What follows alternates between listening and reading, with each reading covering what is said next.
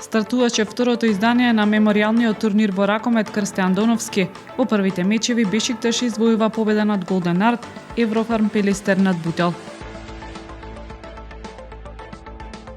Панел дискусија на тема Охридското езеро, валоризација на вредностите како пат кон идните бенефити, денес во рамки на Охрид Вотер Фестивал. Водата од Струшкиот водовод безбедна за пиење. Водата беше забранета за пиење по анализите кои покажаа недостаток на дезинфекционо средство. Компјутерските хакери и гикови од регионот во Охрид ќе го одржат својот неформален собир, жаргонски наречен "Ништо нема да се случи".